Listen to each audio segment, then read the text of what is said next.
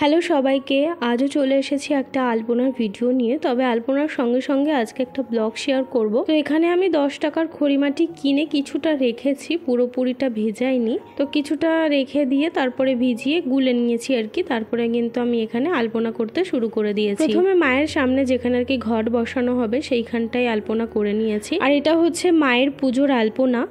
আজকে হচ্ছে কালী পুজো, এটা হচ্ছে আমার ননদের বাড়ি। তো দিদি ফোন করে বলেছিল যে একটু তাড়াতাড়ি করে আয়, পুজোর এখানে আলপনা দিতে হবে। আর এখানে এই কাজটা করে অনেক ভালোবাসা পেয়েছি, সবাই অনেক অনেক প্রশংসা করেছে। আর এখানের আলপনাটা আমি মনের মতন করতেও পারিনি, কারণ জায়গাটা একদমই ভেজা ছিল। আমি মানে যেখানে বসে আর কি আলপনা দিচ্ছি আমার পা ডেবে যাচ্ছে, এরকম অবস্থা এখানে। তো আমাকে যখন সকালে বলা হয় যে আলপনা দিতে হবে, আমি কিন্তু তখন বলে দিয়েছিলাম যে জায়গাটা সুন্দর করে লেপে রাখো, আমি এসেই আলপনা করে দেব। তো আমি এসে দেখলাম যে এখানে লেপে তো রেখেছে, তবে ভালো করে লেপেনি আর কি। মানে কোনো মতে লেপেছে, যে সুন্দর করে যেখানে একটু উঁচু নিচু আছে মাটি দিয়ে সুন্দর করে লেপেছে, এরকমটা করেনি। তবু আমি চেষ্টা করেছি সুন্দর করে আলপনা দেওয়ার। আর মাটি এতটাই ভেজা ছিল যে ভালো ফোটেনি, শুকিয়ে গেলে তারপরে দেখবে আলপনা একটু বেশি সুন্দর লাগে। এমনি পাকা জায়গার থেকে দেখবে মাটিতেই আলপনা বেশি ভালো লাগে, পাথরের ওপর বা টাইলসের ওপর কিন্তু অতটাও ফোটে না। আর যদি লাল কালারের প্লাস্টার থাকে যে সমস্ত ঘরে, সেই সমস্ত ঘরে আলপনা বেশি ভালো লাগে। যেমন আমি আমার বাপের বাড়িতে লাল কালারের আর কি প্লাস্টার করিয়েছিলাম শুধুমাত্র আলপনার জন্য। আলপনা শেষ করে তারপরে আমি যে নোচনার হাঁড়িগুলো ছিল ওগুলোতেও সুন্দর করে ডিজাইন করে দিলাম। হাঁড়িগুলোতে কোনো মতেই করেছি, কারণ তুলি ছিল আমার কাছে 12 নম্বরের, আর একটু ছোট তুলি হলে বেশ ভালো হয়। তো তারপরে আমি রেডি হয়ে নিয়েছি। আর এখানে যে আট পরে করে যারা যারা শাড়ি পরেছে সবাইকে আমি নিজে শাড়ি পরিয়েছি। তো সবাই রেডি হয়ে নিয়েছি, এবার হচ্ছে আমরা মাকে আনতে যাচ্ছি।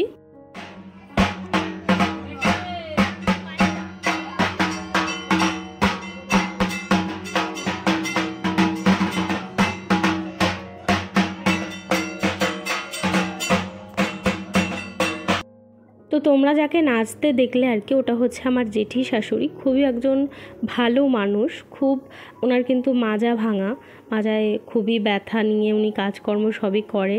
তারপরে আবার দেখলে যে কত সুন্দর নাচ করছে, মানে একটা শখের মানুষ, নাচ গান খাওয়া দাওয়া সবাইকে নিয়ে অনেক আনন্দের মাঝে থাকতে খুব ভালোবাসে। তো এখানে হচ্ছে মায়ের জন্য ভোগ, তারপর নাড়ু, লুচি, সুজি এগুলো আর কি রান্না করছে মা। তারপরে দেখো আমরা সবাই মিলে একটু বসেছিলাম কিছু ফটো তোলার জন্য। তো আজকের দিনে বেশ কিছু ফটো তোলা হয়েছে, যেগুলো আমি তোমাদের সঙ্গে একে একে শেয়ার করছি।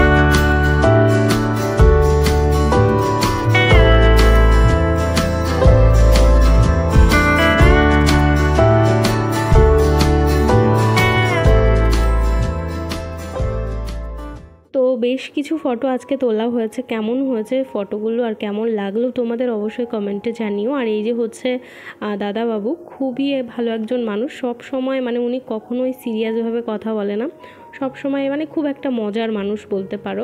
সব সময় সবাইকে হাসায়, মানে সিরিয়াসভাবে কিছুই বলবে না, এমন এমন এক একটা কথা বলে হাসতে হাসতে পেট ব্যথা হয়ে যায়।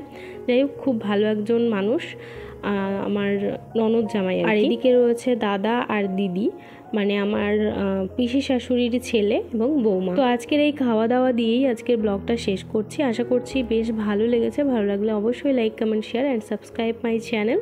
সবাই খুব ভালো থেকো, আবারও দেখা হচ্ছে নতুন কোনো ভিডিওতে। টাটা। পুজোর পর্ব শেষ, এখন এই ব্যাগটা এই কাঁধে ছিল। হ্যাঁ, এই যে এইখানে এই ব্যাগটা ছিল, যেই ক্যামেরা অন করেছি সেই নেমে গেছে ব্যাগটা।